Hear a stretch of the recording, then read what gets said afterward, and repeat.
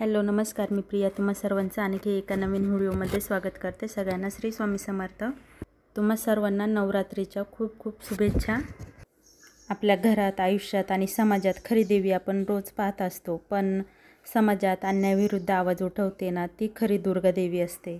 प्रेमाने घर टिकवते ती लक्ष्मी माता, आणि तीच देवी आई होऊन आपल्याला या जगामध्ये आणते।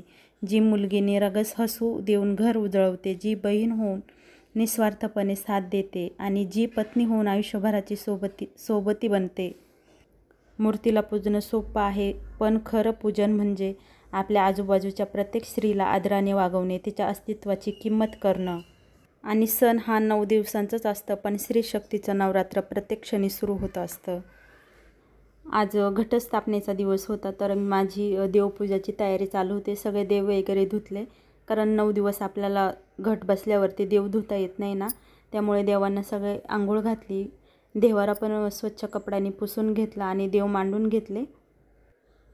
इथे देवघरामध्ये पहिला दिवा लावून घेतला मी, नंतर मग मला आता घट पण बसवायचे होते, त्यासाठीची पण तयारी चालू आहे।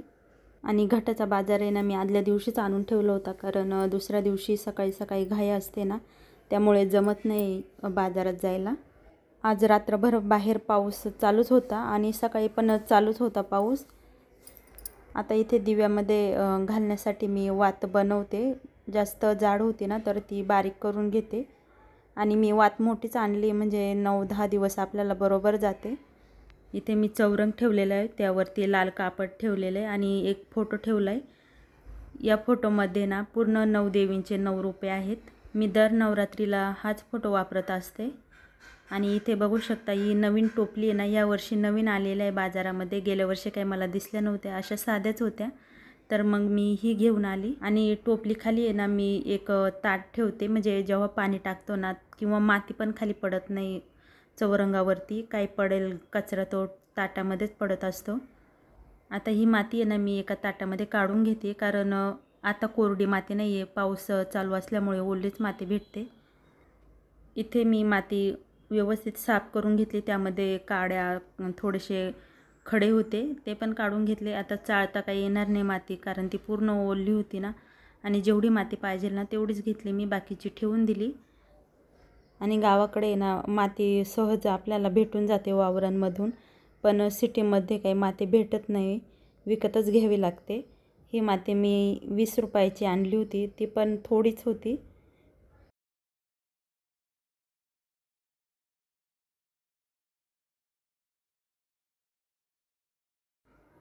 इथे मी आहे ना कडधान्य घेतलेत 7, तेच टाकते। कडधान्य मातीमध्ये टाकल्यानंतर ते व्यवस्थित मिक्स करून घेते। कडधान्य मातीमध्ये व्यवस्थित मिक्स केले ना, तर धन पण व्यवस्थित येतात। माती जास्त ओली असल्यामुळे मला कडधान्य पण व्यवस्थित मिक्स करता येत नव्हते, कुठं जास्त होते तर कुठं कमी होते, त्यासाठी त्याला कोरडीच माती लागते।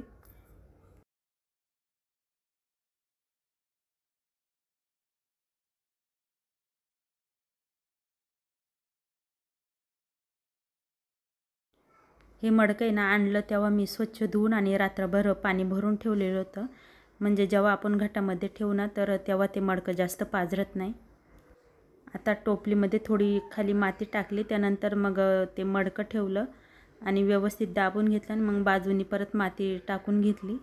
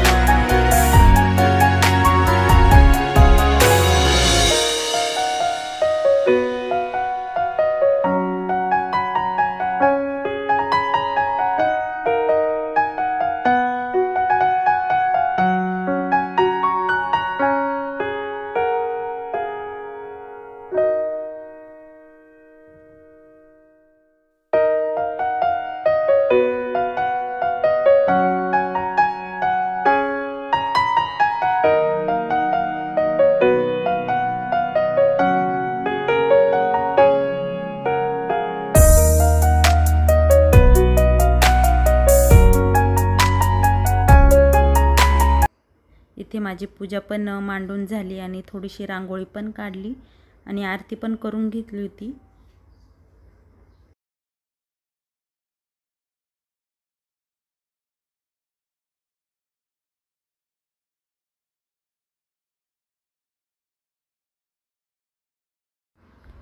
आरती पूजा वगैरे झाल्यानंतर इथे मी फराळाचं बनवायला लागली, कारण मला साबुदाणा खिचडी आवडत पण नाही आणि साबुदाणा खिचडी खाल्ली ना तर डोकं दुखतं. त्यामुळे इथे मी साबुदाणे थोडेसे मंद गॅसवरती भाजून घेतले आणि थंड झाल्यानंतर ते मिक्सरला बारीक करून घेतली पावडर. आणि 9 दिवसाचे उपवास राहताना तर रोज रोज ते खायला नको वाटतं ना, मग रोज काहीतरी वेगळं बनवायचं. आता इथे मी साबुदाण्याचं पीठ करून घेतल्यानंतर त्यामध्ये 4 उकडलेले बटाटे टाकले, छोटे होते बटाटे, ते त्यामध्ये मिक्स करून घेतले व्यवस्थित.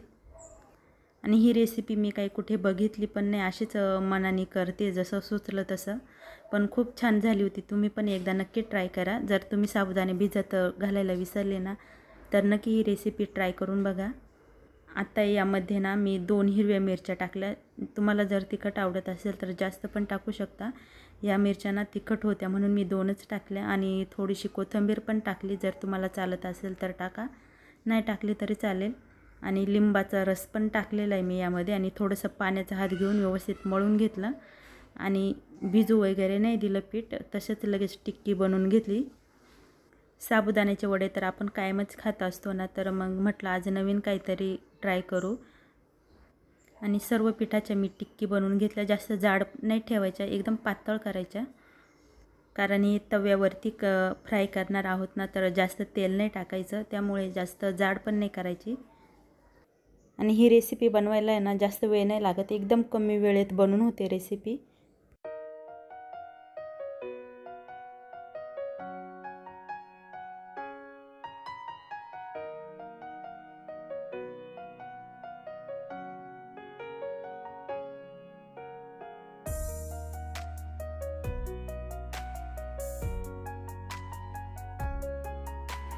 आता इथे सर्व टिक्की मी बनवून घेतल्या आणि तव्यावरती थोडंसं तेल टाकून थोडंसं टिक्की आधी मी बनवून घेतल्या, कारण मी पहिल्यांदाच बनवत होते ना, तर भीती होती बिघडता की काय. पण खूप छान झाली होती आणि अजिबात खाली तव्याला पण चिटकली नाही, एकदम कुरकुरीत आणि क्रिस्पी झाली होती. नक्की ट्राय करा तुम्ही पण.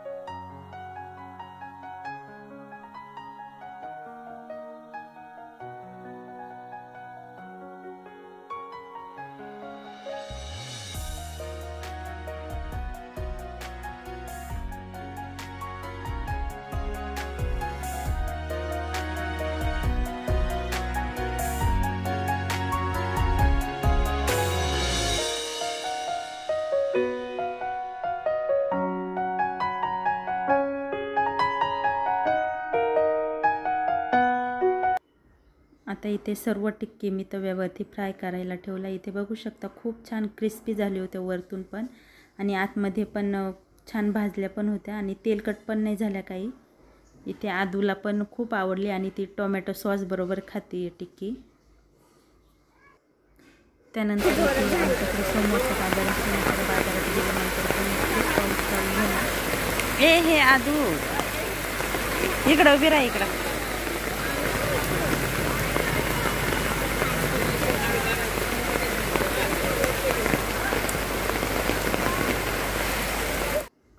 पाऊस जास्त असल्यामुळे आम्ही पण काही जास्त भाजीपाला पण नाही घेतला आणि आता उपवास पण आहेत ना, तर जास्त भाजीपाला पण नाही लागणार, त्यामुळे थोडासाच भाजीपाला घेतला. त्यानंतर घरी आल्यानंतर सर्व भाजीपाला मी मिठाच्या पाण्याने व्यवस्थित धुवून घेतला आणि फॅन खाली त्याला व्यवस्थित वाळू दिलं. त्यानंतरच फ्रीजमध्ये ठेवला, म्हणजे जास्त दिवस टिकतो, खराब होत नाही भाजीपाला. जर तुम्हाला आजचा व्हिडिओ आवडला असेल तर नक्की लाईक शेअर करा, नवीन असेल तर सबस्क्राईब करा. भेटूया पुढच्या व्हिडिओमध्ये, तोपर्यंत बाय सगळ्यांना. श्री स्वामी समर्थ.